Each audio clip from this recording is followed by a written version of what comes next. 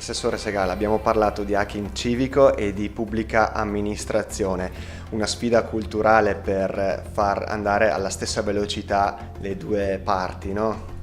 Sicuramente è una sfida importante.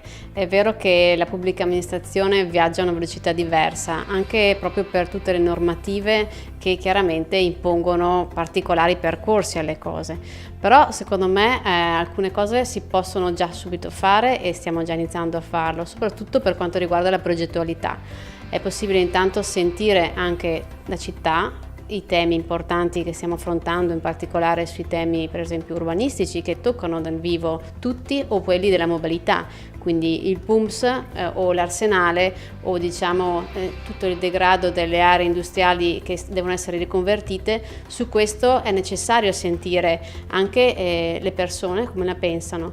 Per esempio sulla mobilità stiamo proprio studiando una app che consenta a tutti di connettersi per capire come sono gli spostamenti. Questo lo stiamo facendo fare ovviamente all'esterno perché non abbiamo noi la nostra forza diciamo innovatrice di farlo internamente.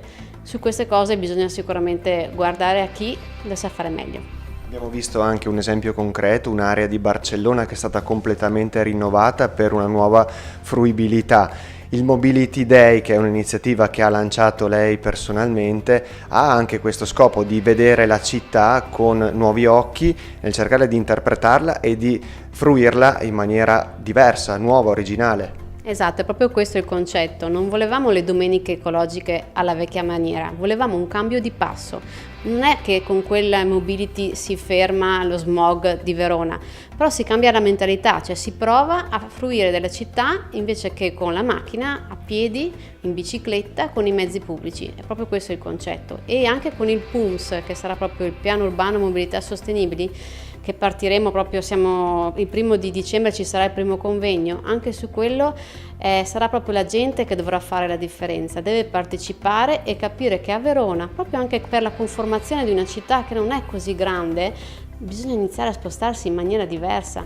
Il 50% degli spostamenti sono in un raggio di 2-3 km, non è necessario prendere la macchina.